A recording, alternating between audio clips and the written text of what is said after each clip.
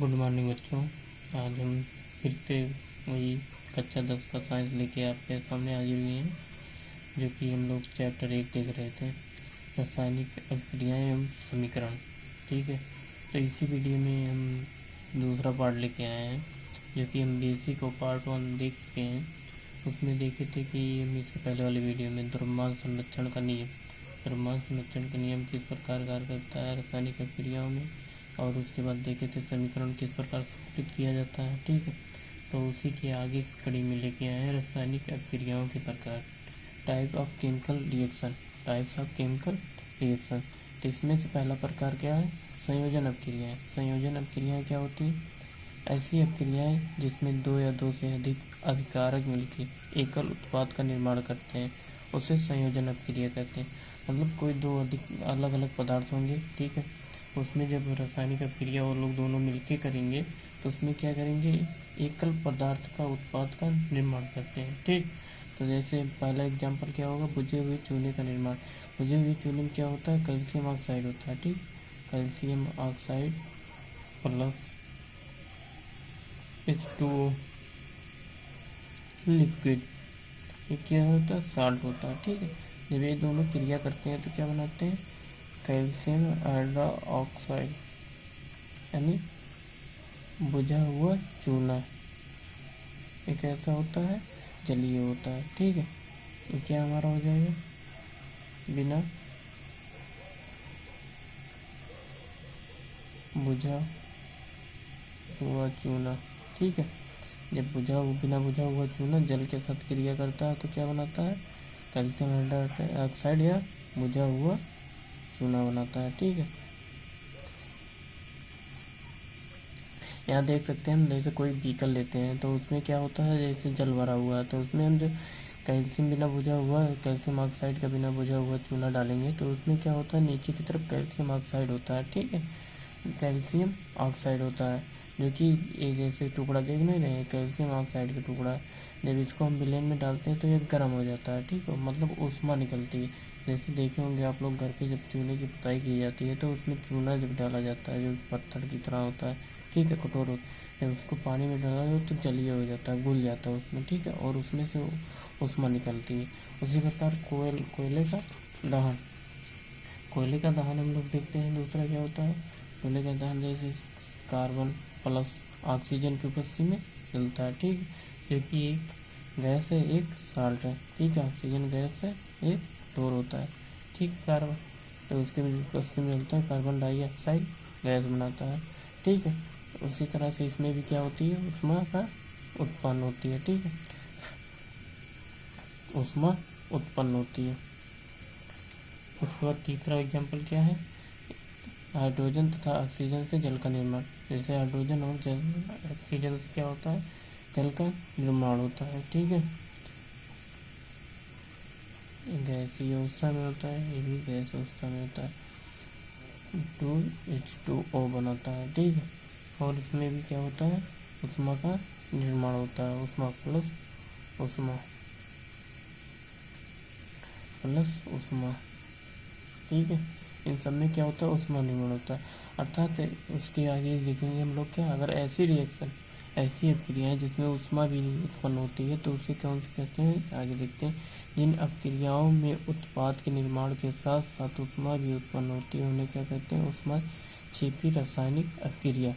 ठीक है, अर्थात ऊष्मा क्षेपी रासायनिक अभिक्रिया किसे कहते हैं? ऐसी अभिक्रिया जिसमें कि उत्पाद के साथ साथ क्या होती है? ऊष्मा का भी निर्माण होता है, उसे क्या कहते हैं? ऊष्मा क्षेपी अभिक्रिया कहते हैं, ऊष्मा क्षेपी रासायनिक अभिक्रिया कहते हैं।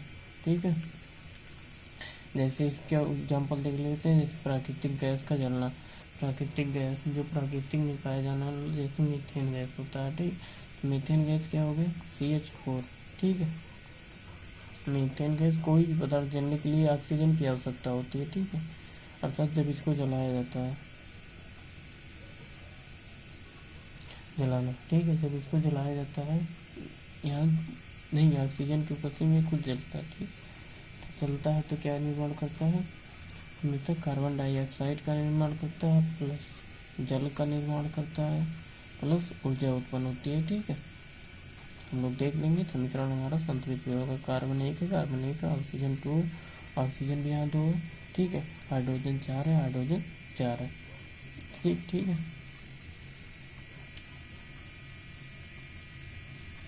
यहाँ 2O2 कर लेंगे क्योंकि ऑक्सीजन यहाँ पर कितना हो गया, 4 हो गया, यहाँ पर 2 ही था, ठीक है। ये हमारा उष्मा क्षेपी रासायनिक अभिक्रिया का क्या है, एग्जाम्पल। उसी प्रकार हम लोग शोषण लेते हैं। शोषण लेते समय भी क्या होती है, उष्मा का ह्रास होता है, उष्मा उत्पन्न होती है। देखते नहीं हम लोग कहीं भी थकान में आते हैं तो उसमें क्या होता है, परिश्रम करके आते हैं या काम करके आते हैं तो स्वेट के रूप में क्या होती है, एनर्जी लॉस होती है, हमारी दिखाई देती है, ठीक। ऐसे क्या होता है, ग्लूकोज H12O6 ये क्या होता है, जलीय फॉर्म में पाया जाता है, प्लस ऑक्सीजन के होता है, ठीक है।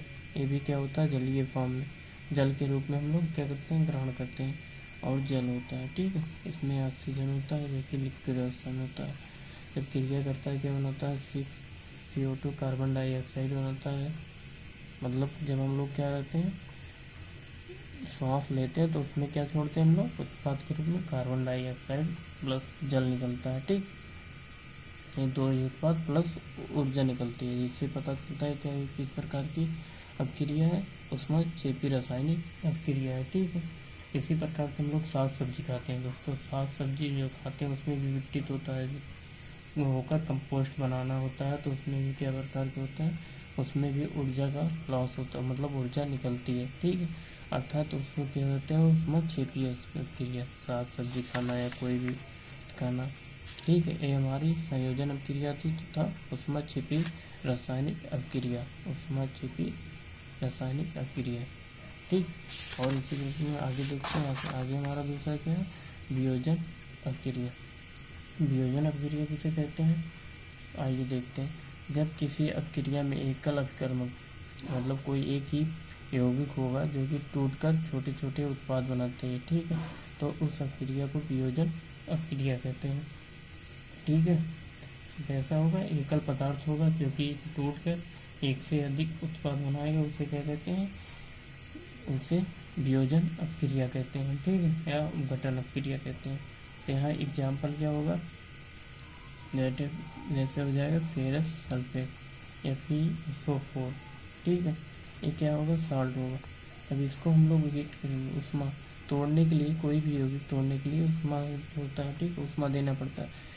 तो क्या बनाएगा, फेरिक ऑक्साइड, ठीक है, जो कि साल्ट के रूप में बनाएगा, प्लस सल्फर डाइऑक्साइड गैस बनाएगा, ठीक है, प्लस SO3 सल्फाइड गैस, ठीक है।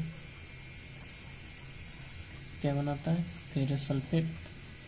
फेरस सल्फेट को जब हम लोग गर्म करते हैं,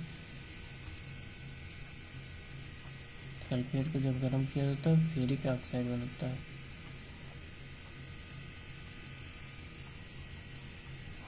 फेरिक ऑक्साइड, ठीक है। अर्थात कोई भी, अब यहाँ पर देखो पहले उष्मा उत्पन्न हो रही थी, यहाँ पर हमें उष्मा देनी पड़ रही है, ठीक है। अर्थात इस प्रकार की अभिक्रिया को कौन सी अभिक्रिया कहते हैं, देखते हैं। वियोजन अभिक्रिया होने के लिए उष्मा ऊर्जा की आवश्यकता होती है, ठीक। कोई भी वियोजन अभिक्रिया करने के लिए हमें किस प्रकार की होती है, उष्मा ऊर्जा की आवश्यकता होती है उस पदार्थ को तोड़ने के लिए, ठीक।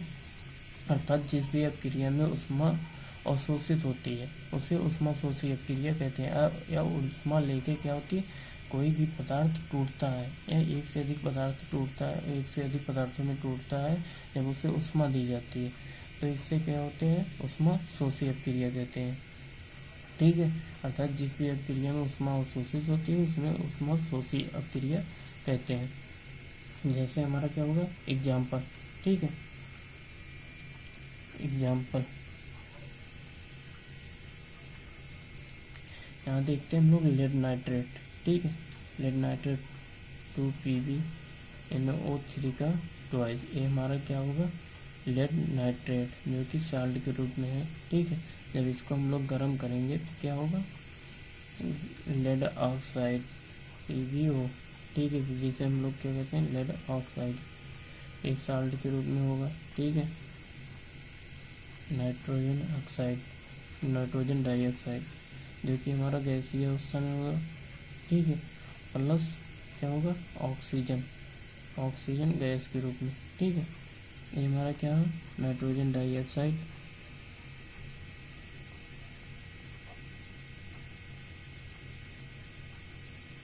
ऑक्साइड, ठीक है, प्लस लेड ऑक्साइड, ये हमारा लेड ऑक्साइड हो गया। ठीक है, और ये हमारा क्या है, लेड नाइट्रेट,